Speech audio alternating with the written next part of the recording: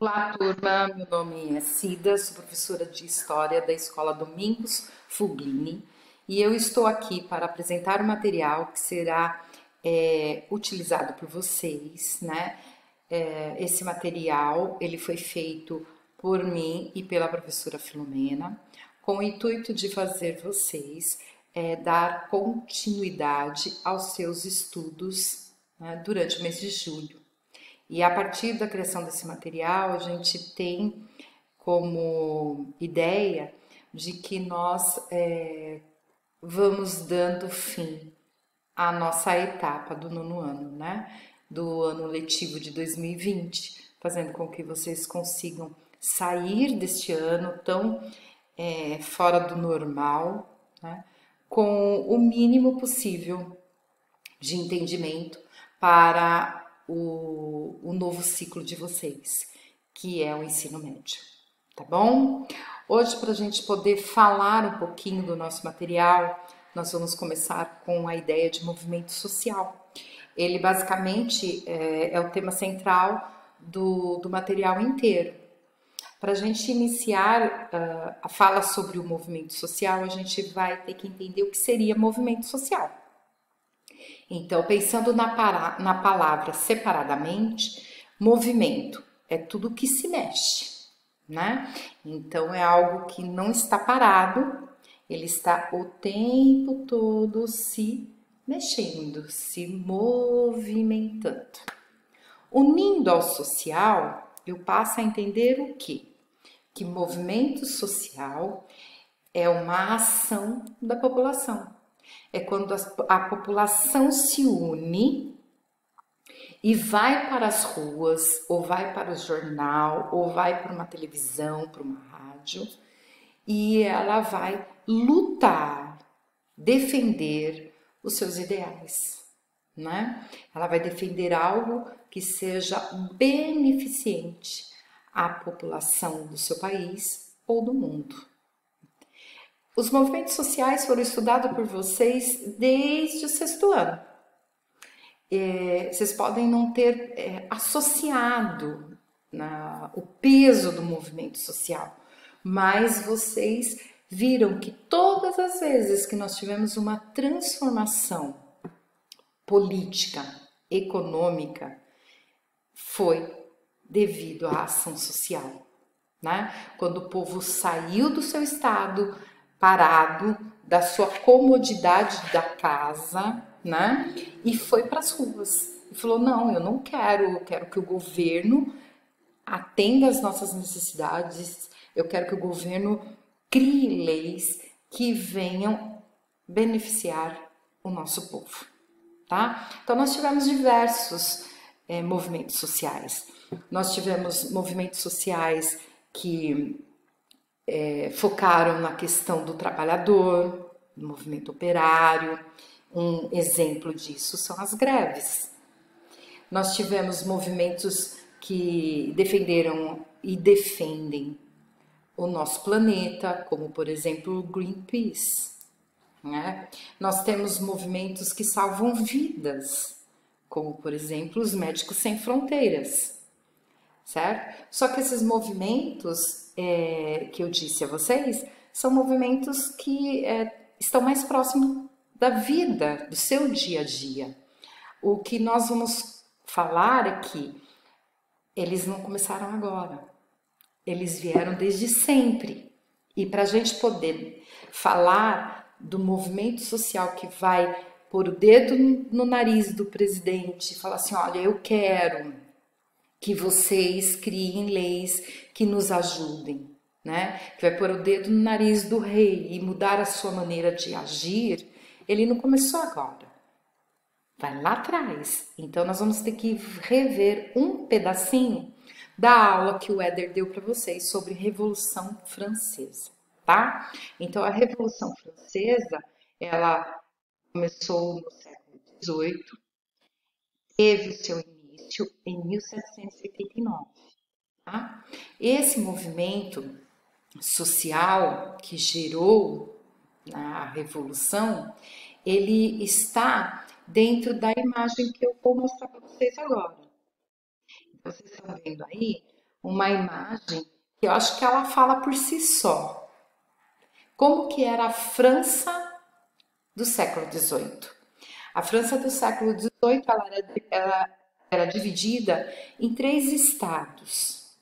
O primeiro estado representa a igreja, o segundo estado representa os nobres e o terceiro estado representa a população em geral. Então, se você olhar para a imagem, porque ela diz por si só, porque que ela já nos remete como que a sociedade vai agir nesse momento, né? Você tem aqui um homem, sua aparência é uma aparência simples, certo? E você tem aqui, olha, o crucifixo, a igreja. E ao lado, né, nós temos quem? Um nobre. O que essa imagem pode nos trazer de informação? Exatamente. Aqui, olha, eu tenho o terceiro estado responsável por tudo. O terceiro estado é quem sustenta o primeiro e o segundo estado. Esse grupo são beneficiados em que sentido? Financeiro. Todos os problemas da França que envolve o setor econômico, quem pagava por isso era o terceiro estado. Então, toda vez que eu tinha uma crise na França econômica, então economia fala de dinheiro, eu faço o quê? Eu tenho que levantar dinheiro para poder solucionar o problema. E quem que vai pagar por esse problema, né? Por esse dinheiro levantado? A população abaixo, a população que representava o terceiro estado, tá? E como que eles sustentavam o primeiro e o segundo estado? Com impostos. Então, toda vez que acontecia uma crise na França e que era necessário levantar uma quantidade de dinheiro, o que o rei fazia? Ele aumentava os impostos. Então, quem que acabava sofrendo? O terceiro estado, que é representado por este homem.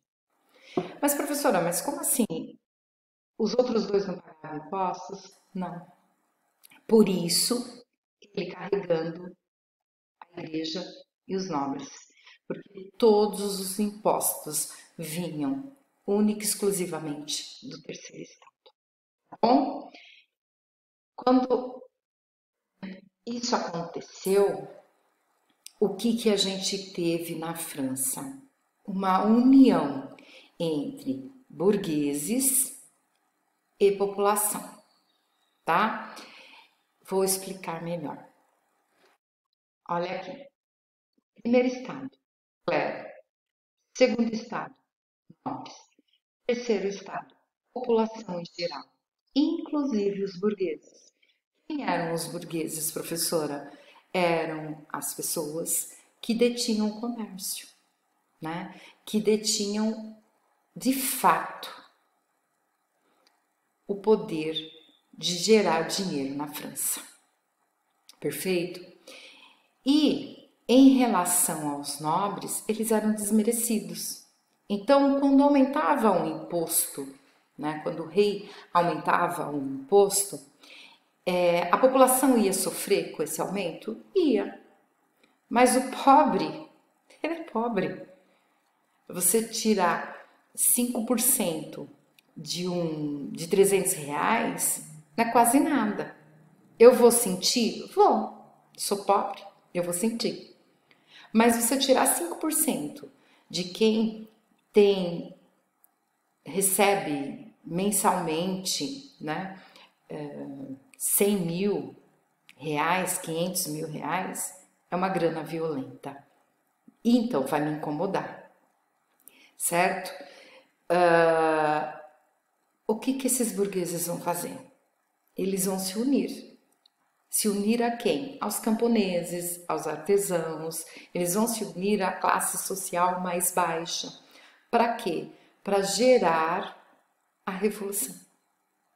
Então, toda vez que eu precisar de modificar alguma coisa, saibam disso. Se eu tenho dinheiro e preciso mudar a situação do meu país para me beneficiar, eu vou chamar a população, porque é o grupo maior.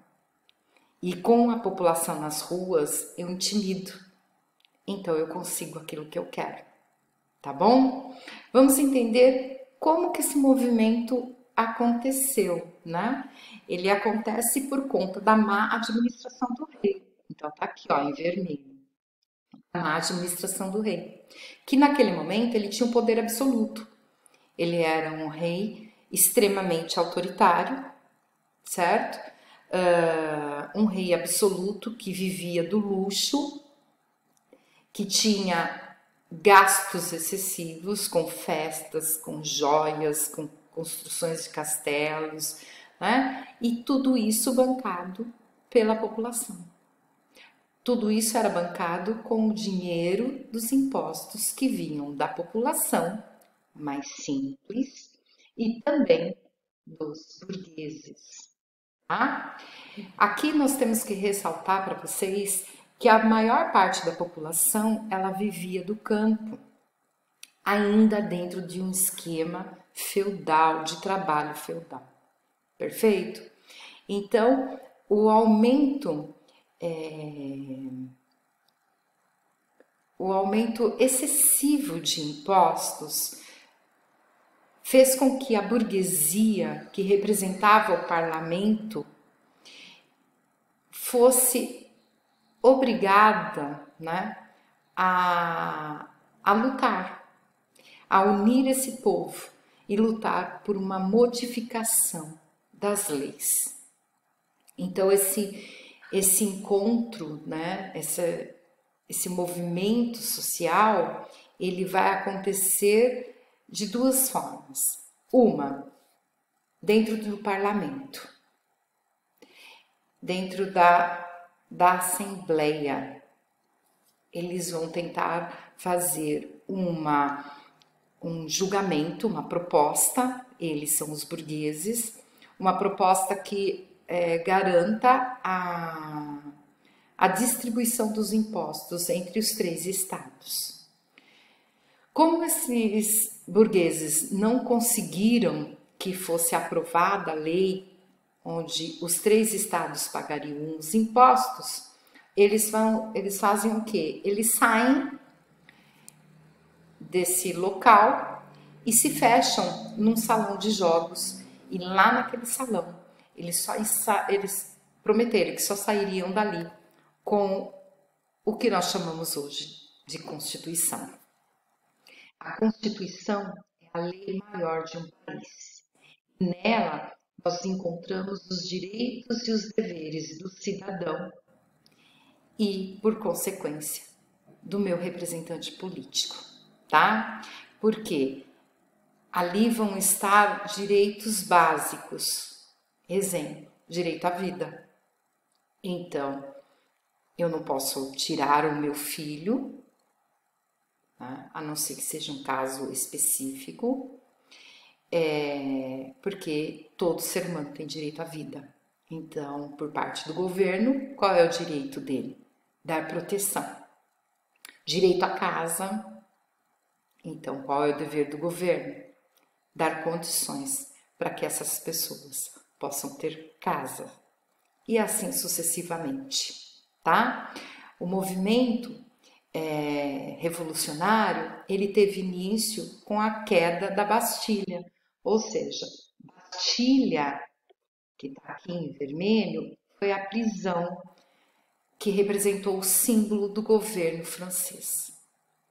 Quem que quebrou, quem que destruiu? A população que viu que o governo poderia brecar os direitos e os deveres que estavam sendo propostos pela burguesia. Tá bom? Eu espero que vocês tenham entendido. Até mais.